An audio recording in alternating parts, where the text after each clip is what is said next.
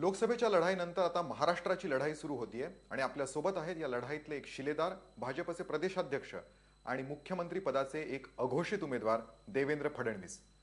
तुमचं स्वागत आहे. तुम्ही IBN लोकमतला या रणधुमाळीत पहिली मुलाखत दिली त्याबद्दल तुमचे आभार. थँक्यू. फक्त आपण जे माझं इंट्रोडक्शन दिलं त्याच्यामध्ये एक सुधारणा करतो. मी मुख्यमंत्री पदाचा घोषित उमेदवारही नाही, अघोषित उमेदवारही नाही, मी कुठल्याही पदाच्या शर्यतीत नाही. तुम्ही हे स्पष्टीकरण आधी पण दिलं होतं, मला काहीसं अपेक्षित होतं, पण तो नंतरचा टप्पा आहे मुख्यमंत्री पद वगैरे. आधीच तुमच्या बरेच प्रॉब्लेम्स आहेत आणि सगळ्यात जो पहिला मुख्य प्रॉब्लेम आहे त्याबद्दल आपण सुरुवातीला बोलूया आणि तो म्हणजे जागा वाटप. आता निवडणुका 2-2.5 आठवड्यांमध्ये जाहीर होतील. अजूनपर्यंत तुमचा जागा वाटपाचा घोळ कायम आहे. फक्त तो कायम नाहीये तर तो सुटण्याची चिन्ह अजूनही दिसत नाहीयेत.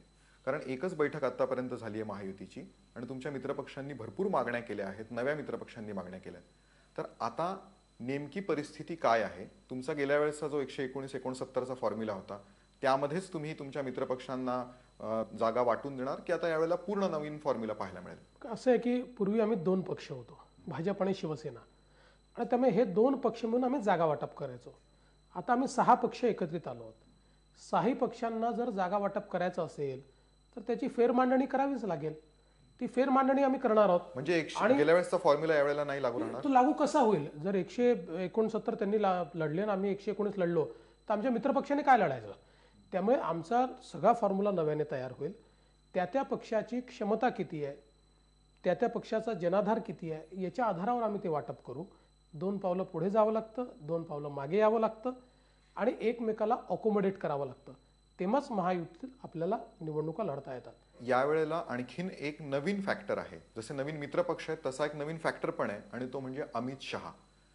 त्याबद्दल भाजपने अजूनपर्यंत स्पष्टपणे जरी सांगितलं नसलं तरी वृत्तपत्रात अनेक गोष्टी लिहून येत आहेत. आम्हाला भाजपच्या दिल्लीतल्या नेत्यांकडून काही गोष्टी समजतात. उत्तर प्रदेशात त्यांनी जेवढ्या मोठ्या प्रमाणात जागा निवडून आणल्या तसं करण्यासाठी तो तिथला फॉर्म्युला घेऊन ते इथे येतील असं म्हटलं जातंय आणि त्यामुळे शिवसेनेच्या काही नेत्यांच्या मनात भीती सुद्धा आहे. अमित शहांची या निवडणुकीत काय भूमिका असेल? उत्तर प्रदेश सारख्या राज्यात जाऊन अमित शहांनी ज्या प्रकारे शेवटच्या इकाईपर्यंत ते पोचले, तिथलं सगळं संघटन उभं केलं, त्याच्यात उभारी आणली, योग्य नेतृत्व दिलं, योग्य तिकीट वाटप केलं आणि त्यातनं अभूतपूर्व विजय मिळवला. त्यामुळे त्यांच्या या कौशल्याचा फायदा निश्चितपणे आम्ही करून घेणारच आहोत. महत्त्वाची गोष्ट अशी आहे की उत्तर प्रदेश फॉर्म्युला नसेल, अमित शहांच्या नेतृत्वामध्ये त्यांच्या मार्गदर्शनाखाली निवडून येण्याचा महाराष्ट्र फॉर्म्युला तयार होईल आणि त्या महाराष्ट्र फॉर्म्युल्यावर आम्ही काम करणं सुरू केलेलं आहे. काय महाराष्ट्र फॉर्म्युला? तो तुम्हाला लवकरच कळेल. काय स्ट्रॅटेजी वर्क करण्याची असते, ती बोलण्याची नसते आणि त्यामुळे त्याच्यावर आम्ही वर्किंग चालू केलेलं आहे. नाही, पण शिवसेनेच्या नेत्यांशी बोलताना आम्हाला एक जाणवतं की त्यांच्या मनात भीती आहे की अमित शहा फॉर्म्युला जर इथे आला तर त्यामुळे ही युती तुटेल की काय, किंवा भाजप शिवसेनेच्या पुढे जाईल की काय, तो एक मोठा पक्ष होईल की काय, ही त्यांच्या मनातली भीती. मला असं बिलकुल वाटत नाही. अमित शहा शेवटी राष्ट्रीय पक्षाचे अध्यक्ष आहेत, इतक्या निवडणुका हँडल केलेले व्यक्ती आहेत. या म्हणजे भाजपचं फार मोठं NDAचं अनेक पक्षाचं संघटन, आता 29 पक्ष NDAमध्ये आहेत, ते सांभाळून राहिलेले आहेत. त्यांच्याशी ते रोज इंटरॅक्ट करतायत. त्यामुळे युतीमध्ये काम करताना कसं केलं पाहिजे, मित्रांना कसं अकोमोडेट केलं पाहिजे, या सगळ्या गोष्टी अमित शहांना त्या ठिकाणी समजतात. आणि मला असं वाटतं की अमित शहा साहेबांसोबत शिवसेनेचे संबंध देखील उत्तम आहेत. पण अमित शहांवर अनेक प्रकारचे आरोप सुद्धा आहेत. ते जर महाराष्ट्रात आले तर त्या गोष्टी बॅकफायर होऊन त्याचा आघाडीला फायदा होईल याची भीती नाही वाटत तुम्हाला? अमित शहांवर जे आरोप आहेत ते केवळ राजकीय आरोप आहेत आणि आमच्या काळात नाही, UPAच्या काळातच CBIने जे आरोपपत्र दाखल केलं त्यात अमित शहांच्या विरुद्ध आमच्याजवळ पुरावे नाहीत हे त्यांनी सांगितलेलं आहे. अमित शहा येणार म्हटल्याबरोबर बॅकफायर होणं तर दूर, आमचे जे विरोधक आहेत ते घाबरायला लागले की एवढा मोठा व्यवस्थापन शास्त्रात न काम करणारा व्यक्ती आता BJPला लाभल्यामुळे आमचं कसं होईल असं विरोधकांना वाटतंय. म्हणजे गोपीनाथ मुंडे गेल्यामुळे जी जागा निर्माण होती, जी पोकळी निर्माण होती, ती अमित शहा भरतायत का? 40 वर्षाच्या संघर्षातून गोपीनाथरावांसारखा एक कार्यकर्ता जेव्हा उभा होतो आणि महाराष्ट्रात लोकनेता होतो त्यावेळी त्याची जागा कोणीच भरून काढू शकत नाही. या 2 तुलनेच्या गोष्टीच नाही आहेत. गोपीनाथराव नाही आहेत हे आमच्याकरता खरं म्हणजे अतिशय आव्हानात्मकच गोष्ट आहे. पण त्याच वेळी अमित शहांसारखा एक राष्ट्रीय अध्यक्ष आम्हाला लाभल्यामुळे आणि व्यवस्थापन शास्त्र निवडणुकीचं जे आहे संघटन कौशल्य या दोन्ही गोष्टींमुळे निश्चितपणे याही परिस्थितीत मुकाबला परिस्थितीशी कसा करायचा आणि त्यातनं निवडून कसं यायचं यामध्ये त्यांची खूप मोठी मदत आम्हाला होणार आहे. सध्या असं दिसतंय की एकूणच लोकांचा थोडा संताप आहे आघाडीच्या सरकारबद्दल आणि त्यामुळे महायुतीला पोषक वातावरण आहे. पण त्यामुळेच मुख्यमंत्री पदाचा वाद हा महायुतीमध्ये हळूहळू सुरू झाला आहे. 2 दिवसांपूर्वीच दिवाकर रावतेंनी कोल्हापूरमध्ये म्हटलं की महायुतीचा मुख्यमंत्री हे उद्धव ठाकरेच असतील. तर नेमकी अरेंजमेंट काय आहे सध्या? का ती आधीचीच आहे, ज्यांना जास्त जागा मिळतील त्यांचा मुख्यमंत्री, का यामध्ये काही बदल झालाय? मला असं वाटतं रावते साहेब काय म्हणतात, अजून दुसरे साहेब काय म्हणतात हे महत्त्वाचं नाही. स्वतः उद्धव ठाकरे काय म्हणतात हे महत्त्वाचं आहे. शिवसेनेमध्ये अधिकृतपणे निर्णय घेण्याचे अधिकार हे माननीय उद्धवजींनाच आहेत आणि उद्धवजी ठाकरे यांनी अतिशय स्पष्टपणे भूमिका मांडलेली आहे. महायुतीचा नेता कोण असेल, महायुतीचा मुख्यमंत्री कोण बनेल, मुख्यमंत्री पदाचा फॉर्म्युला काय असेल, या सगळ्या गोष्टी महायुतीच्या बैठकीमध्ये ठरतील. नाही, पण युतीमध्ये जे संकेत होते ते अजून कायम आहेत का? कारण इतकी वर्ष आपण झाले पाहतोय, 20 वर्ष झाले, या गोष्टी कायम होत्या की ज्यांना जास्त जागा मिळतील त्यांचा मुख्यमंत्री असेल आणि ते पाळलं सुद्धा गेलं. मग ती मुख्यमंत्री पद असेल किंवा विरोधी पक्ष नेतेपद असेल, तर अजूनही ते कायम आहे का? काय सूत्र असतील हे सूत्र देखील आमच्या महायुतीच्या बैठकीत ठरतील. जुनी सूत्र ठेवायची, नवीन सूत्र तयार करायची, अजून काही वेगळं करायचं, हे कुठल्याही एका पक्षाला ठरवता येणार नाही. हे महायुती ठरवणार आहे आणि आम्ही निश्चितपणे उचित वेळी या संदर्भातले निर्णय करू आणि आपल्याला देखील सांगू. ज्याला जास्त जागा त्यांचा मुख्यमंत्री असेल या सूत्रावर सुद्धा पुनर्विचार होऊ शकतो. आपण मला किती फिरवून फिरवून विचारलं तरी माझं उत्तर तेच असणार आहे की या संदर्भात ते सूत्र कायम आहे की नवीन सूत्र स्वीकारायचं आहे हे महायुतीची बैठक ठरवेल. कुठलाही इंडिव्हिज्युअल पक्ष ठरवणार नाही. त्याबद्दल फारसं अजून सांगायला तयार नाही आहात, कारण त्याचं कारणही असं आहे की भारतीय जनता पक्षालाही अपेक्षा आहेत की त्यांनाही मुख्यमंत्री पद कदाचित मिळू शकतं आणि त्यामुळेच पुढचा प्रश्न असा येतो की भाजप हे नेहमी मुख्यमंत्री, पंतप्रधान यांची नावं जाहीर करत असतं, पदांची नावं जाहीर करत असतं. राजस्थानमध्ये केलं, गुजरातमध्ये केलं, मध्य प्रदेश, छत्तीसगड, गेल्या वेळेला कर्नाटकात सुद्धा केलं होतं. मग महाराष्ट्रात का हे नाव जाहीर होत नाहीये? सोशल मीडियावरून तुमच्या नावाने जोरदार कॅम्पेन चालतं, देवेंद्र फॉर सीएम. मग जर असं असेल तर तुम्ही किंवा आणि कोणी जे कोण असेल त्याचं नाव जाहीर का होत नाही? पहिली गोष्ट अशी आहे की ज्या ठिकाणी आम्ही मुख्यमंत्री पदाचं नाव जाहीर केलं तिथे कुठेही आमची युती नाही आहे. तिथे इंडिव्हिज्युअल भारतीय जनता पार्टी लढते. महाराष्ट्रामध्ये यापूर्वी कधीही मुख्यमंत्री पदाचा आमचा उमेदवार हा आहे असं सांगून निवडणुका आम्ही लढलेलो नाही. ही महाराष्ट्रातली पद्धत नाही. कारण युतीमध्ये पण किमान मुंडेंचं नाव असायचं की हे आमचे राज्यातले नेते आहेत. ते होतेच आणि आताही त्यांच्याच नेतृत्वात आम्ही लढणार होतो.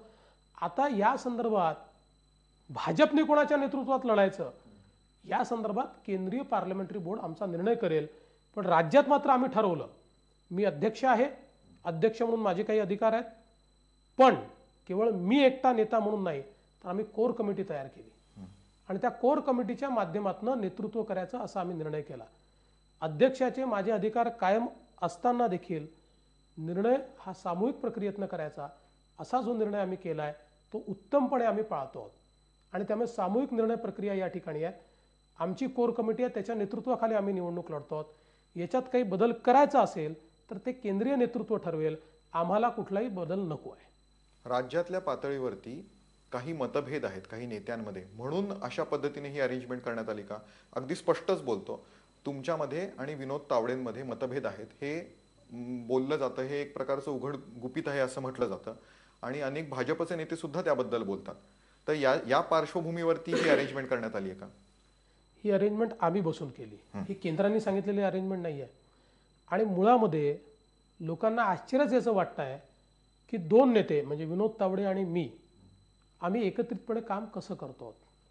कारण अनेक वेळा अनेक पक्षांमध्ये पद्धत नाही आहे की दोन नेते एकाच पक्षाचे एकत्रित बसू शकतील. विनोद तावडे आणि मी, त्यासोबत सुधीर भाऊ असतील, नाथाभाऊ असतील आणि पंकजा असेल, असे आम्ही पाचही लोक गुण्या गोविंदाने नांदतो आहे. हे तुम्हाला का बघवत नाही हे मला नाही, समजत नाही, नाही. आम्हाला बघवण्याचा प्रश्न नाही कोणीही या संदर्भात भाजप उलट चर्चा ही आहे हा. की हे कसं चाललंय, हे एकत्रित कसं काम करून राहिले, यांच्यात वाद का होत नाही आहेत, हे वाद कसे करता येतील. पण मी तुम्हाला सांगतो, वाद या करता नाही आहेत की आम्ही सगळे एका ध्येयाकरता काम करतो. त्यामुळे भारतीय जनता पक्षामध्ये या क्षणी कुठलेही भांडण नाही, तंटे नाही, नेत्यांच्या स्पर्धा नाही, सगळे एकमताने काम करतायत. याचंच आश्चर्य लोकांना वाटतं. आणि मग कसे आमच्यात वाद दाखवता येतील हे आर्टिफिशियल प्रयत्न काही लोक करतायत, पण त्यांच्या प्रयत्नांना यश येणार नाही. आर्टिफिशियल प्रयत्न तुम्ही म्हणताय, पण मी एवढ्यासाठी हा प्रश्न विचारला कारण गोपीनाथ मुंडे आणि नितीन गडकरी यांच्यामध्ये जे मतभेद होते ते जगजाहीर होते. मी स्वतः दिल्लीमध्ये रिपोर्टिंग करताना ज्यावेळेस नाराज होऊन मुंडे दिल्लीमध्ये आले होते त्यावेळेस मी अगदी जवळून पाहिले त्यांच्यात कसे मतभेद होते, पण त्यावर कोणी रेकॉर्डवर बोलत नाही. तो इतिहास आहे. वर्तमान असं आहे की अगदी आमच्यात मान्य. मतभेद नाही. वर्तमान असं आहे आम्ही गुण्या गोविंदाने नांदतोय, आणि वर्तमान असं आहे की तुम्हाला हात जोडून विनंती आहे, आम्हाला गुण्या गोविंदाने नांदू द्या. आमच्यामध्ये आर्टिफिशियल मतभेद तयार करू नका, चुकीच्या बातम्या देऊ नका, आम्ही चुकीच्या कोणतीही बातम्या चुकी- छापू आम्ही नका, कोणतीही आणि चुकीची- चुकीचे गैरसमज पसरवू नका. आम्ही कोणतीही चुकीची बातमी देत नाही. मी फक्त तुम्हाला स्पष्टीकरण विचारलं कारण त्याबद्दल बोललं जातं, त्याबद्दल लिहिलं जातं. तुम्ही आता त्याबद्दल स्पष्टीकरण दिलंय.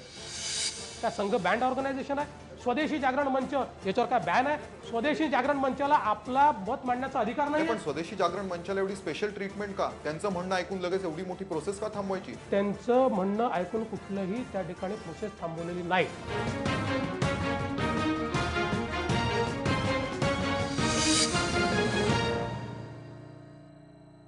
पुढचा जो मुद्दा आहे तो धनगर आरक्षणाचा. कारण आता मध्यंतरी राज्यात धनगरांचं मोठं आंदोलन झालं आणि त्यावेळेला तुमच्या सकट महायुतीतले अनेक नेते तिथे गेले आणि त्यावेळेला तुम्ही आश्वासन दिलं, जे आधी पण भारतीय जनता पार्टीकडून दिलं गेलं होतं, की धनगरांचा एसटी मध्ये समावेश व्हावा यासाठी तुमचं सरकार आल्यावर तुम्ही प्रयत्न कराल. पण इथे जरासा भाजपचा दुटप्पीपणा दिसतो. कारण तुम्ही एकीकडे हे आश्वासन देत असताना तुमच्याच पक्षाचे जे दिल्लीत निवडून गेलेले एसटी खासदार आहेत त्या खासदारांनी या तुमच्या निर्णयाला विरोध केला होता. पहिली गोष्ट अशी की धनगर समाजाचा प्रश्न खूप वर्षापासून खितपत पडला आहे आणि जाणीवपूर्वक सरकार त्या संदर्भातला निर्णय करत नाही. भारतीय जनता पक्षाची कन्सिस्टंट भूमिका यात राहिली आहे. धनगर आरक्षणाचा प्रश्न हा आम्ही सोडवणार आहोत, त्याच्या पाठीशी आम्ही आहोत. पण हे सांगत असताना मी स्वतः त्या ठिकाणी अतिशय स्पष्टपणे सांगितलेलं आहे, आदिवासी समाजाचं अस्तित्वात असलेलं कुठलंही आरक्षण हे कमी न करता आम्ही धनगरांचा प्रश्न सोडवू. ते कसं आता शक्य? कसं सोडवू हे तुम्ही पाहत राहा. त्याचे काय फॉर्म्युला आहे तो आम्ही तयार केला आहे, तो योग्य वेळी आम्ही सांगू. तो आज याकरता आम्ही सांगत नाही की ज्या गोष्टी आमचा आतापर्यंतचा अनुभव असा आहे. 2004 साली आम्ही सांगितलं की आम्ही शेतकऱ्यांना मोफत वीज देऊ. लगेच या सरकारने शेतकऱ्यांना मोफत वीज देऊ केली. 3 महिने मोफत वीज दिली. निवडून आल्यानंतर तातडीनं पुन्हा विजेचे बिल देणं चालू. तुम्हाला भीती वाटते तुमची आयडिया ते चोरतील? नाही, आयडिया चोरत नाही, आयडिया तहसनेस करतात. आम्हाला त्यांनी बोलवून विचारलं तर त्यांनाही सांगू ना, ह्यातनं मार्ग काय निघू शकतो. मार्ग निघू शकतो. यांना त्याच्यात इंटरेस्ट नाही. यांना इंटरेस्ट काय आहे, धनगर आणि आदिवासी भांडत राहिले तर यांना यांची पोळी भासता येते. पण नेमका हाच आरोप तुमच्यावर होतोय. आमच्यावर कोणीच आरोप करू शकत नाही. मुख्यमंत्र्यांनी तुमच्यावर थेट आरोप केला. मुख्यमंत्र्यांना माझा सवाल आहे, त्यांनी मुख्यमंत्र्यांना माझा सवाल आहे की तुम्ही धनगरांना सातत्याने सांगितलं होतं की तुमचा प्रश्न सोडव, तुमचा जो काय फॉर्म्युला आहे. मुख्यमंत्री राजकारणाच्या पलीकडे काहीच करू शकत नाही. त्यांनी मोदींवर सुद्धा आरोप केलाय. त्यांनी पीटीआयला दिलेल्या मुलाखतीत म्हटलंय की नरेंद्र मोदी हे अरेरावीचं राजकारण करतात, मनमानी पद्धतीने राजकारण करतात. जे मुख्यमंत्री जनहिताचे निर्णय घेण्याकरता घाबरतात त्या मुख्यमंत्र्यांना मोदींवर बोलण्याचा अधिकार काय आहे? ज्यांनी महाराष्ट्राचा पूर्ण बट्ट्याबोळ केला त्यांना मोदींवर बोलायचा अधिकार नाही. मोदींचा विषय निघालाच आहे तर अनेक मुद्दे जे आहेत ज्याच्यावर विरोधकांनी टीका केली आहे आणि अगदी अलीकडचा विषय म्हणजे जीएम फूडचा होता. तो निर्णय घेत असताना राष्ट्रीय स्वयंसेवक संघाचा जो स्वदेशी जागरण मंच आहे त्या स्वदेशी जागरण मंचाने ढवळाढवळ केली आणि केंद्र सरकारच्या निर्णयात हस्तक्षेप केला असा आरोप राष्ट्रवादी काँग्रेसने केलाय. त्यामुळे त्यांनी ही भीती व्यक्त केली आहे की जर राज्यात सुद्धा युतीचं सरकार आलं तर अशा पद्धतीने संघ आणि त्यांच्या संस्था या कारभारामध्ये थेट ढवळाढवळ करतील. काँग्रेस आणि राष्ट्रवादी काँग्रेस यांना ज्यावेळेस मुद्दा मिळत नाही त्यावेळेस ते संघाला मध्ये आणण्याचा प्रयत्न करतात, कपोल कल्पित गोष्टी करतात. मला एक गोष्ट वाटते, स्वदेशी जागरण मंचाचा समजा एखादा व्ह्यू पॉइंट असेल आणि त्यांनी जर तो मांडला आणि तो व्ह्यू पॉइंट जर सरकारला पटला, का सरकारने पटवून घेऊ नये? काय संघ बँड ऑर्गनायझेशन आहे? स्वदेशी जागरण मंच याच्यावर काय बॅन आहे? स्वदेशी जागरण मंचाला आपला मत मांडण्याचा अधिकार नाही. पण स्वदेशी जागरण मंचाला एवढी स्पेशल ट्रीटमेंट का? त्यांचं म्हणणं ऐकून लगेच एवढी मोठी प्रोसेस का थांबवायची? त्यांचं म्हणणं ऐकून कुठलंही त्या ठिकाणी प्रोसेस थांबवलेली नाही. तो सरकारचा इन्फॉर्म निर्णय आहे. पण उद्याला स्वदेशी जागरण मंचाने जर एखादी गोष्ट पुराव्यांसहित, सायंटिफिक स्टडी सहित सरकारला दिली तर सरकारने का थांबवू नये, हा माझा तुम्हाला सवाल. कारण की एक्सपर्ट्सनीच आधी दिलं होतं की एकाच साईडला एक्सपर्ट असू शकतात, त्यांच्याकडे स्वदेशी जागरण मंचाकडे एक्सपर्ट असू शकत नाही. म्हणजे जे जीएमचे समर्थक आहेत ते एक्सपर्ट्स आणि जे त्याच्यातले फॉल्स काढतात ते एक्सपर्ट्स नाही. असं दुटप्पी भूमिका घेता येणार नाही. या ठिकाणी जेही गोष्टी होतील त्या सायंटिफिक आधारावर सांगितल्या पाहिजेत. सायंटिफिक आधारावर जर एखादी गोष्ट स्वदेशी जागरण मंचाने म्हटली तर ती मान्य करावी लागेल. म्हणजे सरकारने नियुक्त केलेल्या एक्सपर्टचं म्हणणं आपण कचऱ्याच्या टोपलीत टाकायचं आणि स्वदेशी जागरण मंच म्हणतं ते ऐकायचं? असं बिलकुल नाही. असं कोणी म्हटलं? स्वदेशी जागरण मंचाने जर सरकारने नियुक्त केलेल्या एक्सपर्ट्स पेक्षा योग्य पुरावे दिले, योग्य सायंटिफिक गोष्ट मांडली आणि ती जर देशाच्या हिताची असेल तर ऐकली पाहिजे, देशाच्या हिताची नसेल तर कचऱ्याच्या टोपलीत टाकली पाहिजे. अशा प्रकारे खोट्या गोष्टी, धादांत बोलणं, संघावर वाटेल ते आरोप लावणं, संघाला मध्ये ओढणं, राष्ट्रवादी शक्तींच्या विरोधात बोलणं आणि राष्ट्रविरोधी शक्तींच्या बाजूने बोलणं, ही जी पद्धत काँग्रेस आणि राष्ट्रवादी काँग्रेसची आहे, त्यामुळेच ते पराजित झाले. पण देवेंद्रजी, याचा अर्थ असा आहे की जर महाराष्ट्रात सुद्धा महायुतीची सत्ता आली तर त्यात सुद्धा संघाचा अजेंडा राबवला जाईल? संघाचा अजेंडाच नाहीये. संघाचा अजेंडा राबवण्याचा विषयच नाहीये.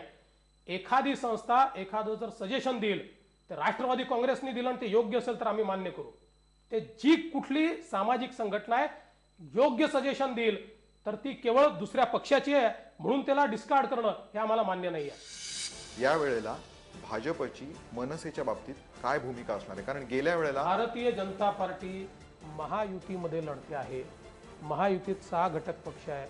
या व्यतिरिक्त कोणाशीही आमचं अंडरस्टँडिंग नाही होण्याची शक्यता दिसत नाही.